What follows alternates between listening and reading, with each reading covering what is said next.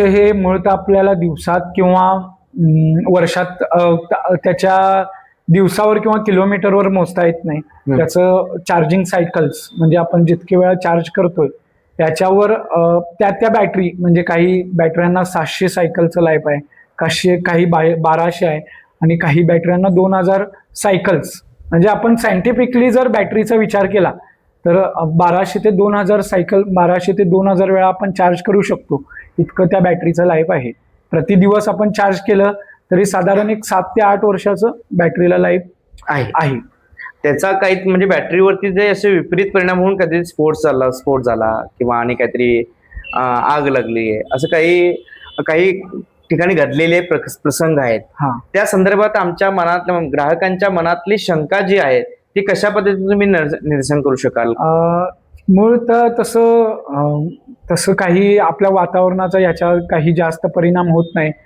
एखाद्या वेळेला वायरिंग मध्ये गाडीच्या जेव्हा हाताळणीमध्ये काही प्रॉब्लेम आलेला असेल किंवा ओव्हर चार्जिंग या गोष्टींमुळे तो प्रॉब्लेम येऊ शकतो. तरी हजारो लाखो कस्टमर आता वापरत आहेत. साशंक होऊन कस्टमरांनी कोणतीही शंका न बाळगता विश्वासानं या गाड्या वापराव्या, कारण ह्याच्यामध्ये आता त्या पद्धतीनं टेक्नॉलॉजी किंवा त्याचे प्रोटेक्शन आता बॅटऱ्यांमध्ये टेम्परेचर कंट्रोल हा सारखे विषय ऍड केलेले आहेत. त्याच्यामुळे आता त्या घटना खूप कमी प्रमाणात घडत आहेत. ग्रामीण भागामध्ये इलेक्ट्रिकल कमतरतेचा विक्रीवरती परिणाम होतो का? नाही, सर्वात जास्त मागणी आता सध्या ग्रामीण भागातून वाढती आहे. कारण काय? कारण बसचा प्रॉब्लेम आहे आज सुद्धा खेडेगावांमध्ये. तो खूप मोठा अडचणीचा विषय आहे. मुलांना शाळेसाठी किंवा नोकरदारीसाठी जे बसचे प्रवास वेळेवर बस न येणं किंवा आली तरी सीट न मिळणं ह्यासारख्या अडचणींमुळे कमी खर्चात चांगल्या पद्धतीनं आपण प्रवास करण्यासाठी इलेक्ट्रिक हा चांगला पर्याय झालाय आणि त्याच्यामुळे सगळ्यात जास्त ग्रामीण भागातून मागणी इलेक्ट्रिक वाहनांसाठी वाढलेली आहे. आता ह्या इलेक्ट्रिकल गाड्यांची मागणी तर दिवसेंदिवस वाढतच आहेत, पण घरगुती चार्जिंग करतो आपण किंवा बाहेर गेल्यानंतर असे पॉइंट्स कुठे कुठे आहेत किंवा कशा पद्धतीने चार्जिंगची स्टेशन कुठे आहेत? भरपूर सारे स्टेशन्स आता बेळगावमध्ये सुद्धा उपलब्ध झालेले आहेत. अनेक मोठमोठ्या हॉटेलांमध्ये, महाविद्यालयांमध्ये आणि त्याच्यानंतर पेट्रोल पंपमध्ये ह्या सुविधा मिळत आहेत. त्याचे काही पॉझिटिव्ह सुद्धा आणि काही निगेटिव्ह सुद्धा भाग आहेत. परंतु मी इतकंच सांगेन ग्राहकांना की आपण घरगुती चार्जिंगला सर्वात जास्त प्राधान्य दिलं पाहिजे, कारण त्याच्यातच आपल्या बॅटरीचं आयुष्य हे सुरक्षित राहणार आहे. जर बाहेरचं आपण चार्जिंग केलं तर त्याचं काय आयुष्य मर्यादा जी आहे बॅटरीची नक्कीच कमी होईल, कारण जो हाय प्रेशर करंट म्हणतो आपण, जी फास्टेस्ट चार्जिंगमुळे त्याचा नक्कीच आपल्या बॅटरीवर इम्पॅक्ट होणार आहे. त्याचा बॅटरीवरती नक्कीच परिणाम होतो. हो. जास्तीत जास्त घरगुती कधीतरी आपण एमर्जन्सी वापरू शकतो, अडचणीच्या काही आपलं चार्जिंग संपलं असेल, परंतु दररोज त्या चार्जिंगला प्राधान्य देण्यात काही अर्थ नाही. आपल्या बॅटरीला चांगलं लाईफ मिळायचं असेल तर आपण घरगुती चार्जिंगला पर्याय दिला पाहिजे. एमर्जन्सीला आपण चार्जिंग करणं अत्यंत गरजेचं आहे. म्हणजे एखाद्या वेळा एमर्जन्सी पाहिजे असेल त्यावेळेला बाहेर घेतलं तर मी चालू शकतो एमर्जन्सीला. तर या इलेक्ट्रिकल स्कूटरच्या देखभालीचा खर्च आणि इतर पेट्रोल गाड्यांचा खर्च याच्यामध्ये काय तफावत आहे? भरपूर तफावत आहे, कारण ह्या इलेक्ट्रिक वाहनांना मूळतः ऑइल चेन स्पॉकेट, बेल्ट यासारख्या गोष्टींचं जे तेवढ्या दिवसानंतर आपल्याला बदलायचंच आहे अशा गोष्टींची गरज नाही. इलेक्ट्रिक वाहनांना फक्त मेकॅनिकल पार्ट्सच्या सर्व्हिसची गरज आहे, जसं की हे सर्वच वाहनांमध्ये येणार आहे. टायर असेल, ब्रेकिंग सिस्टम असेल, बेरिंग असेल, यासारख्या मेकॅनिकल पार्ट्स एवढेच याचे मेंटेनन्स आहेत. ते सुद्धा ग्राहकाच्या हाताळणीवर डिपेंड आहे. बाकी याला कंपल्सरी सर्व्हिसिंगची अशी काही गरज नाही. एकंदरीत पेट्रोल आणि डिझेलच्या ह्याच्यात जर तफावत बघितला तर इलेक्ट्रिकल उत्तम असा पर्याय सिद्धार्थ यांनी सांगून दिलेला आहे आणि ग्राहकांना मी सांगू इच्छितोय, या इंधन दरवाढ असेल किंवा देशातील महागाई असेल तर परवडणारी गाडी असेल तर ती फक्त इलेक्ट्रिकल बाईक, ती कोणत्याही प्रकारची असू देत. या सिद्धार्थ यांच्या शोरूम मध्ये वेगवेगळ्या प्रकारच्या इलेक्ट्रिकल बाईक सुद्धा मिळतात आणि एनकेई बाईक म्हणून यांची विक्री अतिशय चांगल्या पद्धतीनं मोठ्या प्रमाणात गेल्या 7 वर्षापासून अविरतपणे ग्राहकांना सेवा देण्याचा विक्री करण्याचा हा मोठा एक उद्योग या सिद्धार्थ यांनी घालून दिलेला आहे. अगदी कमी वयामध्ये त्यांनी या समाजाचं मुख्य जे सेवा दिली पाहिजेत असा उद्योग निवडण्याचा प्रयत्न केला. अतिशय चांगलं शिक्षण घेऊन सुद्धा आपल्या वडिलांनी दिलेलं विचार आणि उद्योगासाठी दिलेलं मार्गदर्शन त्यांनी विचारात घेऊन समाजाला सेवा देण्याचा वेळोवेळी प्रयत्न केलेला आहे. तर ग्राहकांना सर्वाधिक ज्या गोष्टी आहेत, कोणत्या अडचणींना सामोरे जावे लागते सिद्धार्थ? ग्राहकांना तसं बघितलं तर इलेक्ट्रिक वाहन नवीन असल्यामुळे सुरुवातीचे दिवस एवढेच अडचणीचे असतात. म्हणजे कशा पद्धतीनं हाताळणी करणं, चार्जिंग कसं लावणं किंवा ती चार्जिंग सिस्टम कसं समजणं, एवढ्याच अडचणी आहेत. एकदा का गाडी हातात आपल्या बसली की त्यांना तशा काही अडचणींना सामोरे जावं लागत नाही. पावसाळ्यात किंवा साधारण लांब प्रवास जो आहे, इलेक्ट्रिकल स्कूटर किती सुरक्षित असू शकते? कारण की दिवसेंदिवस पावसाळ्यात विशेष काळजी अशी काही घेण्याची गरज नाही. एवढंच की आपण ज्या वेळेला चार्जिंग लावतो त्यावेळेला जे आपला चार्जर सारखा जो इलेक्ट्रिकल भाग आहे तो तेवढा पाण्यापासून वाचवला पाहिजे. त्याच्यानंतर तुंबलेल्या ठिकाणी आपण गाडी चालू नाही केली पाहिजे.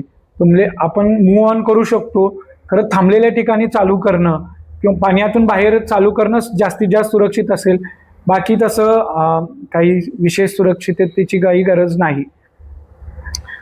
साधारण आपल्या शोरूममध्ये फायनान्स किंवा EM ची सुविधा उपलब्ध आहे का? किंवा सरकारच्या ज्या योजना आहेत त्या योजनेमधील काय नवीन माहिती वगैरे? विशेषतः आपल्या कंपनीनं सुरुवातीपासूनच या सबसिडींचा कंपनी लेवललाच उपयोग करून कमी किमतीत आपल्या या गाड्या उपलब्ध केलेल्या आहेत. आणि फायनान्सचा जर पर्याय म्हटला तर आपल्या गाड्या या पूर्णतः नॉन रजिस्टर आहेत. म्हणजे यांना कोणत्याही RTO रूल्सची रिस्ट्रिक्शन नाही आहे. त्याच्यामुळे आपल्या गाड्यांवर बोजा चढत नाही. त्याच्यामुळे फायनान्स ही आपल्याकडे उपलब्धता नाही आहे. भविष्यात इलेक्ट्रिकल वाहनांचे मार्केट किती वाढलेले आहे असं आपल्याला वाटतंय? नक्कीच भरपूर. जवळपास समाजातल्या 50% लोकांचं लक्ष आता इलेक्ट्रिक वाहनांवर आहे की कोणती गाडी चांगली चालली, कोणता पर्याय आपण निवडला तर भविष्यात आपल्याला उपयोगी पडेल, याच्यासाठी ग्राहक प्रयत्न करतायत. युवकांच्या म्हणजे इलेक्ट्रिकल स्कूटरची क्रेज कितपत वाढलेली आहे? नक्कीच. युवकांना जे आपण ट्रेंडनुसार युवकांचं आकर्षण पहिल्यांदा वेगाकडे असतं. इलेक्ट्रिक वाहनांमध्ये सर्वात जास्त वेगवान गाडी घेऊ असं युवकांचं लक्ष इलेक्ट्रिक गाड्यांच्या स्पीडवर, त्याच्या नवीन फीचर्सवर आलेलं आहे. बरोबर. त्याच्यामध्ये वाढती मागणी कशी आहे? नक्कीच युवकांची मागणी ही फक्त नवीन नवीन फीचर्स, त्याच्यामध्ये मोबाईल कनेक्टिव्हिटी, नेव्हिगेशन्स, त्याच्यानंतर गाडीचा स्पीड, गाडीचे डिस्टन्स कव्हरिंग, रेंज ह्याच्यावर लक्ष आहे. आणि त्याच्याकडे मागणी सुद्धा भरपूर वाढलेली आहे. जुन्या पेट्रोल वाहनांच्या बदल्यात एक्सचेंज ऑफर देता का तुम्ही? हो, नक्कीच. आपल्याला ती काय सुविधा आहे? कशा पद्धतीने चांगल्या पद्धतीचे पेट्रोल गाड्यांना एक्सचेंज करून आपण त्यांना चांगली किंमत देऊन विशेष त्यांना सवलत सुद्धा आपण देतो.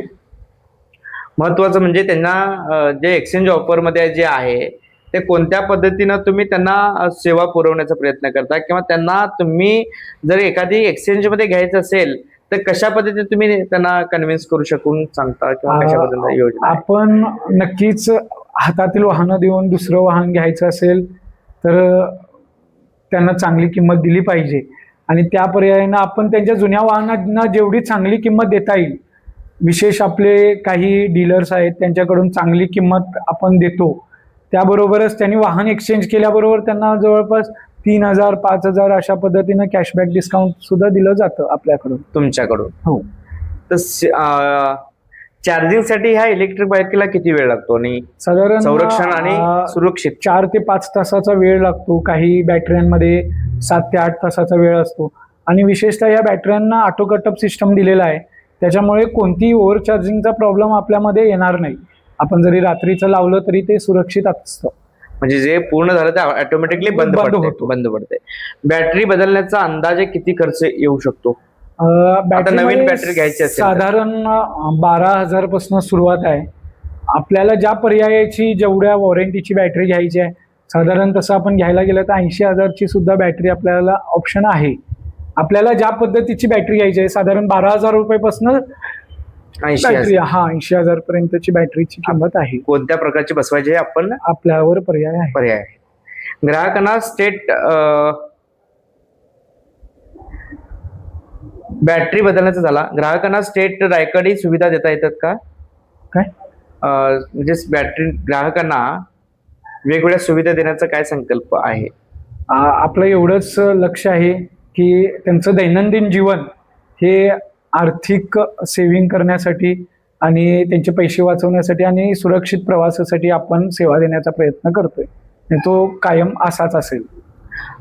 पर्यावरण, कारण की भारत देशामध्ये नितीन गडकरी माजी दळणवळण मंत्री नितीन गडकरी साहेबांनी जे सांगितलं संकल्प झाला, इलेक्ट्रिकल दिवसेंदिवस वाढत जाणारे प्रदूषण आणि त्याच्यावरती एक महत्वाचं चांगला पर्याय म्हणून त्यांनी इलेक्ट्रिकल बाईकवरती, बसेसवरती सुद्धा त्यांनी चर्चा केलेली होती. आणि पर्यावरणपूरक आणि केंद्र सरकारच्या योजना संदर्भात किंवा संकल्प संदर्भात तुम्ही काय सांगू शकाल? नक्कीच केंद्र सरकारचं, राज्य सरकारचं सुद्धा खूप चांगले प्रयत्न चाललेत. पर्यावरणासाठी, मध्यमवर्गीयांच्या आर्थिक अडचणींना दूर करण्यासाठी इलेक्ट्रिक वाहनांना सरकारकडून भरपूर साऱ्या सबसिडीज, सवलती दिल्या जात आहेत आणि त्या नक्कीच प्रशंसनीय आहेत.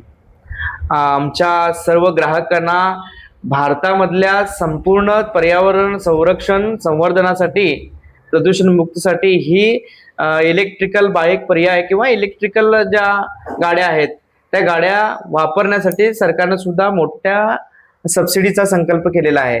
तर आमच्या ग्राहकांना कशा पद्धतीने तुम्ही सांगू शकाल की वेगवेगळ्या योजना भारत सरकारच्या असतील किंवा राज्य सरकारच्या असतील, वेगवेगळ्या सुविधा, योजना, सबसिडी दिल्या जात आहेत आणि त्या माध्यमातून पर्यावरण प्रदूषण मुक्त भारत होण्यासाठी आमच्या ग्राहकांना कोणत्या प्रकारे तुम्ही सांगू शकाल आणि तुमच्याकडे ते इलेक्ट्रिकल खरेदी करू शकतील? नक्कीच. हा माझा व्यवसाय म्हणून मी याचं प्रमोशन करणार नाही. तर आपल्या देशाला आता आपण दिल्लीची परिस्थिती बघितली की प्रदूषणानं आज दिल्ली पूर्ण दूषित झालेली आहे. तर मी एवढंच सांगेन ग्राहकांना की आपण आपल्या स्वतःच्या शहरासाठी हा इलेक्ट्रिक हा आपल्यासाठी पर्याय आहे. युद्ध काळामुळे आज इंधनाचा तुटवड्यामुळे आज जो आपल्या देशाला अडचणी निर्माण झाल्या आहेत त्याच्यासाठी आपल्याला इलेक्ट्रिक वाहन हे एकमेव पर्याय आता सध्या तरी उपलब्ध आहेत. त्याच्यामुळे आपल्या सर्वांची जबाबदारी आहे की आपण इलेक्ट्रिक वाहनांकडे वळलं पाहिजे. शेवटचा आपण समारोपाकडे वळतो आहोत. आलो. तुमच्या यशामुळे इतरांना प्रेरणा कशी मिळाली तेही आपण सांगितलात. इलेक्ट्रिकलचं बाईकच्या संदर्भात संरक्षण असेल आणि त्याचे फायदे तोटे असतील तेही सांगितलात. तर तुमच्या स्वतःमध्ये हे यश मिळवण्याच्या पाठीमागे अतिशय चांगल्या पद्धतीने प्रेरणा ती आहे तेही सांगितलात. तर पुढच्या भविष्यामध्ये तुमच्या 5 वर्षाच्या किंवा 10 वर्षाच्या पुढील यशस्वीतेच्या मध्ये कोणतं नियोजन असेल, कोणतं प्लॅन आहे तुमच्या, म्हणजे हा उद्योग अतिशय चांगल्या पद्धतीने पुढं आणि गेला पाहिजे यासाठी काय नियोजन आहे तुमचं? एकमेव लक्ष आहे आपण चांगली सर्व्हिस देणं, ग्राहकांना चांगली सेवा देणं, इतकंच आमचं लक्ष आहे. त्या सेवेमुळेच आपला व्यवसाय तरी नक्कीच मी सांगितलं की एक गाडीवरनं आज आपण महिन्याचं 30 ते 40 सरासरी आपला सेल आहे, तो पण विना फायनान्सचा. तर हे फक्त विश्वासामुळे चाललंय आणि आमचं लक्ष इतकंच असणार आहे की आपण चांगली सेवा दिलं पाहिजे आणि त्याच्यासाठी आम्ही कटिबद्ध आहे.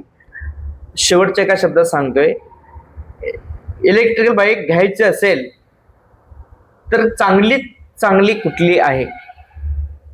आपल्या वापरानुसार, आपल्याला दररोजच्या वापरासाठी जी योग्य आहे तीच वाहन. कारण आपल्याला आपण पैसे वाचवण्यासाठी इलेक्ट्रिक गाडी घेतोय तर आपण विना खर्च, फीचर्सच्या मागे जास्ती खर्च न करता आपल्या ज्या उपयोगासाठी गाडी घ्यायची आहे त्याच्यासाठीच योग्य गाडी निवडणं गरजेचं आहे. मी तरी कौटुंबिक यूजसाठी माझी स्पोर्ट्स गाडी सजेस्ट करेन.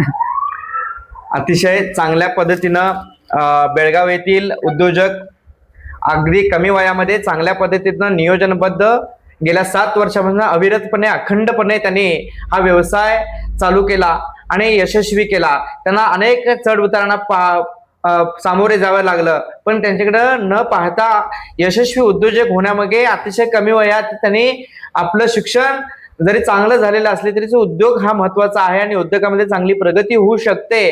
आणि त्यांची अधुरी असलेली स्वप्न, दोन्ही स्वप्न त्यांनी बाजूला ठेवली आणि या इलेक्ट्रिकल शोरूम घालण्याचा संकल्प उभे केला. आणि आज बेळगाव जिल्ह्यामध्ये ते आपले इलेक्ट्रिकल बाईकच्या माध्यमातून सेवा देण्याचा प्रयत्न करतात. आणि Masnabai electrical scooter showroom Shivajinagar Belgaum येथे त्यांचं शोरूम आहे. अतिशय चांगल्या प्रकारची सेवा त्यांनी देत राहतात. आणि मसनाबाई हे नाव आवर्जून का देण्याचा संकल्प केला असं विचारल्यानंतर आपली ग्रामदेवत्यामध्ये असं जागृत देवस्थान आहे, त्या देवीचं आपण नाव दिलेलं आहे. आणि अशा प्रकारचं मसनाबाई एक बेळगावमध्ये ब्रँड झालेला आहे. अशा पद्धतीची संकल्पना सिद्धार्थ यांना सांगितली. त्याबद्दल सिद्धार्थ, तुमच्या भावी यशस्वी वाटचालीसाठी ज्ञान साधना मीडियाच्या माध्यमातून आम्ही तुम्हाला शुभेच्छा देतो. चांगली प्रगती, तुमचं यशोगाथा जी आपण मांडली, आपले विचार सांगितलात आणि इलेक्ट्रिकलच्या माध्यमातून पर्यावरणपूरक संदेश दिलात आणि वेगवेगळ्या प्रकारच्या ज्या सुविधा आहेत आणि इलेक्ट्रिक पासून आर्थिक बचत होते हेही तुम्ही सांगून दिलात. खरोखरच मी ग्राहकांना सांगू इच्छितोय, अशा प्रकारच्या उद्योग क्षेत्राकडे वळल्यानंतर आपल्या सर्व प्रकारची सेवा देण्याचा संकल्प या माध्यमातून सिद्धार्थ यांनी केलेला आहे. आणि अशाच प्रकारचं सिद्धार्थ यांचा उद्योग पुन्हा प्रगती पदावरती जाण्यासाठी ज्ञान साधना मीडियाच्या वतीनं आणि आपल्या परिवारच्या वतीनं, माध्यमाच्या वतीनं मी पुन्हा एकदा सिद्धार्थ यांचे अभिनंदन करतोय, शुभेच्छा देतोय आणि पुढील वाटचालीसाठी सदिच्छा सुद्धा व्यक्त करतोय. सिद्धार्थ, आपण दिलेला अमूल्य वेळ, आमच्या ज्ञान साधना मीडियाला दिलेला अनुभव शेअर केला त्याबद्दल खूप खूप मनापासून आभारी आहे. आणि आपल्याला दिलेला वेळ पुन्हा आमच्या चांगल्या पद्धतीनं समाजाला, प्रत्येक जनतेला आम्ही सांगू इच्छितोय, या सिद्धार्थ यांच्या मसनाबाई इलेक्ट्रिकल स्कूटर शोरूमला भेट द्यावी, पाहावत. आपल्याला पाहिजे असेल तर समजून घ्यावं आणि या फायदे तोटे काय आहेत समजून घेऊन आपल्या या आर्थिक बचतीकडे आपण कशा पद्धतीने जाऊ शकतोय हे सिद्धार्थ यांनी अतिशय चांगल्या पद्धतीने सांगितलेलं आहे. त्याबद्दल सिद्धार्थ आमचे मनापासून आभार व्यक्त करतो. धन्यवाद. धन्यवाद सर, धन्यवाद. ज्ञान साधनाच्या संदर्भात बोल. मी प्रथमतः ज्ञान साधना जे न्यूज चॅनल आहे त्याचे खूप खूप धन्यवाद मानतो, कारण एक सर्वसामान्य व्यावसायिकाला तुम्ही प्रसिद्धी किंवा त्यांचे जे कार्य चाललंय त्याला समोर आणण्यासाठी जे तळमळ किंवा जे प्रयत्न करताय त्याच्यासाठी मी खूप आपले धन्यवाद मानतो. आणि आपले हे कार्य सर्वांसाठी पोषक आहे आणि जी योग्य सेवा, चांगले दर्जेदार जे कार्य असेल ते सर्वसामान्यांसमोर पोहोचवण्यासाठी तुम्ही प्रयत्न करताय, त्याला सुद्धा आमच्या मसनाबाई इलेक्ट्रिक शोरूम तर्फे आपण शुभेच्छा मानू. तेवढं धन्यवाद खूप कमी आहेत, तरी तुमच्या कार्याला आम्ही सलाम करतो आणि तुमच्या वाटचाली सुद्धा खूप खूप शुभेच्छा.